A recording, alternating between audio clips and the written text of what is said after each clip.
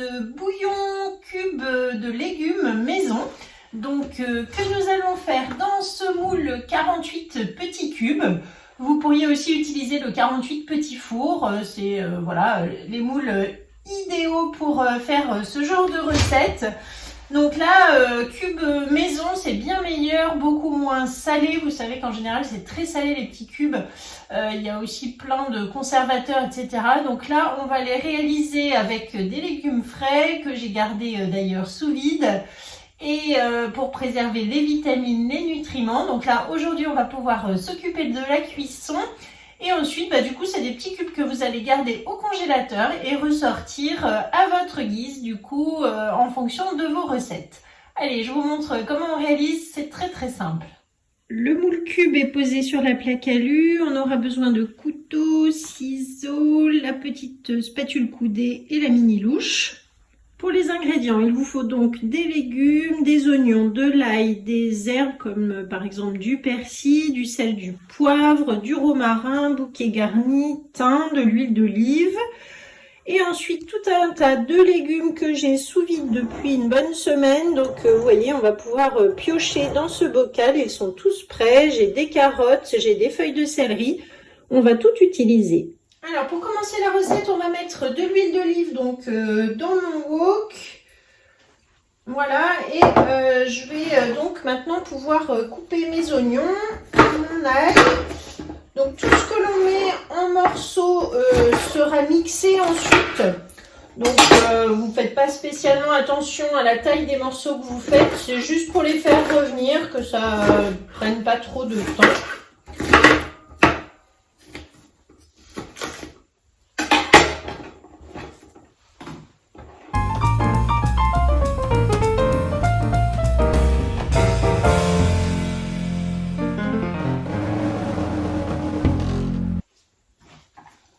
Je vais donc commencer à faire chauffer l'oignon, l'ail avec l'huile d'olive et on va s'occuper ensuite des légumes. Donc je vous disais, dans ce pot, j'ai dépané du céleri, du chou de Bruxelles, des poireaux. Voilà, donc là, ça fait plus d'une semaine que j'ai épluché tout ça, c'est sous vide. On va pouvoir l'ouvrir et maintenant utiliser. Donc dans cette recette, vous mettez les légumes que vous souhaitez et que vous avez surtout. Donc là, je vais récupérer du poireau, voilà, ça sera très bien. Ma branche de céleri. Ça sent bon quand on ouvre. Du panais. Le poireau.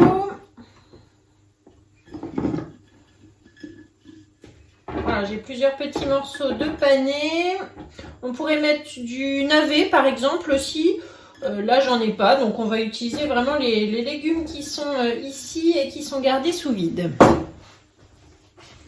Voilà. Donc, grâce à ma planche à découper là avec les petits tiroirs, je peux préparer. Donc ça, c'était un petit chou de Bruxelles que j'avais dans mon panier de légumes également. Donc il n'y en avait qu'un, alors hop, il va passer dans le bouillon. Donc là, le céleri branche.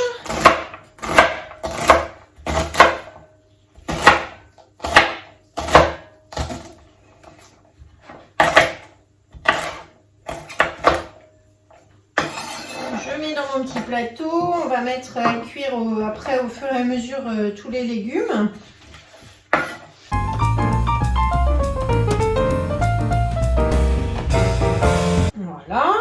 Alors ensuite le panais. Alors on pourrait mettre aussi du poivron vert par exemple, du poivron rouge si vous voulez mettre un peu de couleur.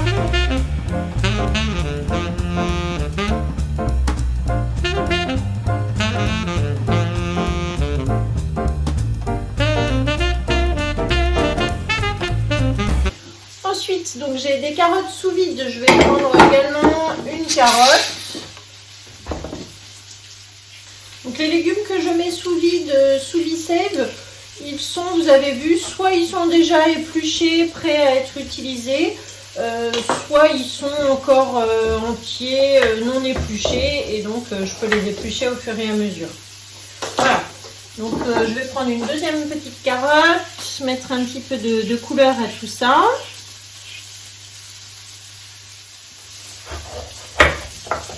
Je coupe également donc ma carotte en petits morceaux.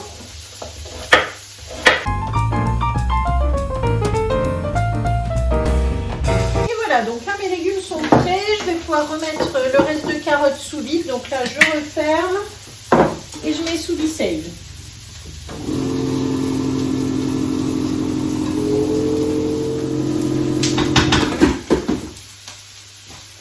Donc maintenant je vais mettre les poireaux avec les oignons.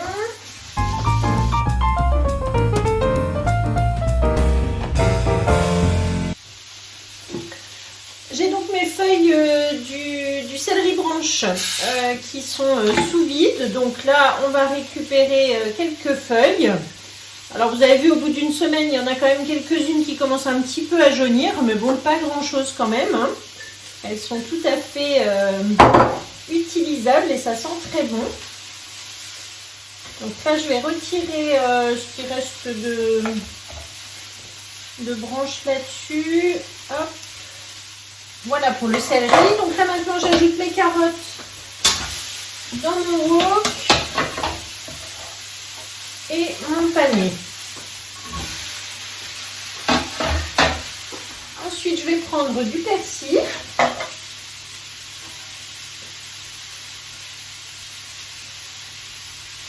Donc là j'ai du persil frisé, du persil plat.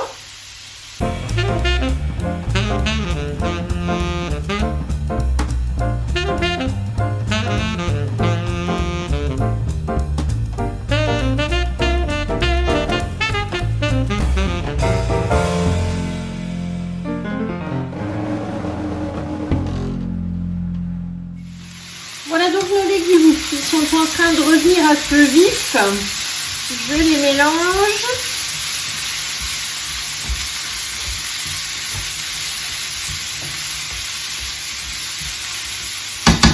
Je baisse un petit peu maintenant. J'ajoute mes herbes, donc les herbes fraîches, le céleri branche en feuilles. On va mettre du sel,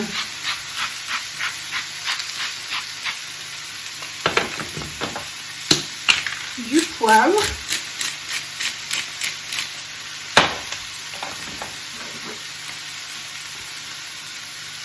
du romarin, des herbes de Provence et je mélange. J'ajoute environ 100 ml d'eau et je vais couvrir pour laisser cuire maintenant à feu un petit peu plus doux pendant une dizaine de minutes et on se retrouve tout à l'heure pour mixer tous ces légumes. Mes légumes sont donc restés là une vingtaine de minutes à confire tranquillement à couvert, donc je vais retirer ma feuille de laurier. Et je vais pouvoir donc mettre tout ça dans le bol de mon aïe cooking juste pour mixer en fait les légumes.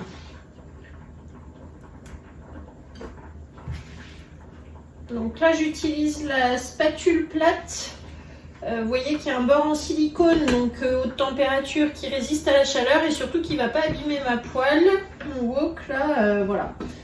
Pas de rayures avec ça, très pratique pour soulever, pour démouler aussi les empreintes quand vous faites des empreintes individuelles, par exemple dans des grands ronds, des tartelettes.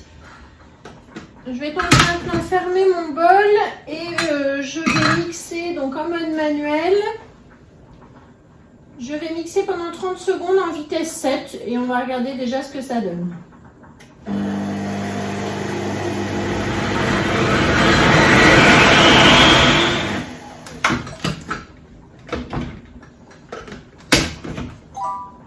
Donc là, au bout de 15 secondes, c'est déjà bien mixé. On va mettre maintenant carrément en vitesse 10.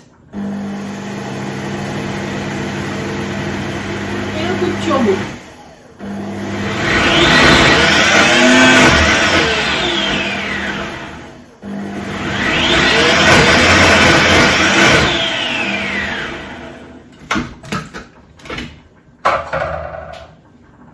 Donc là, je j'obtiens une purée de légumes. Il reste encore des morceaux, mais ça, c'est pas très grave. Voilà, donc là, maintenant, je vais pouvoir tout simplement verser dans mon moule.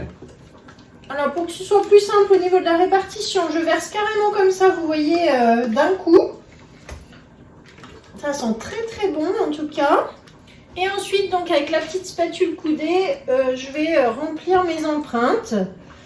Suivant la quantité de légumes que vous mettez, vous remplirez peut-être pas les 48. Donc vous voyez, j'y vais progressivement en fait pour les remplir. La spatule, elle permet de lisser mais de tasser aussi.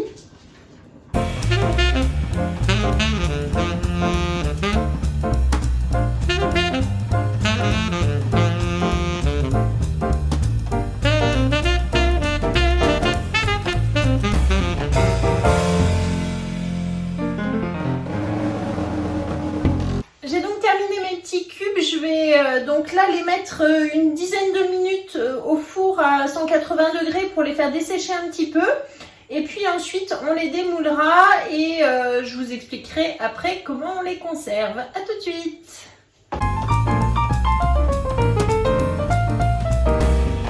Donc la plaque est cuite. Alors, deux solutions. Soit vous mettez votre plaque comme ça entière dans le congélateur, ce qui vous permettra d'obtenir des petits cubes glacés que vous pourrez congeler tous ensemble en fait dans un sac. Ou alors vous pouvez aussi donc prendre du film alimentaire. Ça c'est le dérouleur de film que vous connaissez peut-être. Donc j'appuie ici, je tire mon film grâce au petit trou, il est accessible tout le temps. Voilà, et donc je peux les démouler ensuite un par un et faire des petits cubes que je vais congeler du coup en individuel dans un film. Ce qui me permettra voilà, de les ressortir quand j'en aurai besoin. Donc là vous voyez, hop, on va prendre avec les ciseaux. Que je l'ai tiré un petit peu trop loin. Et ensuite,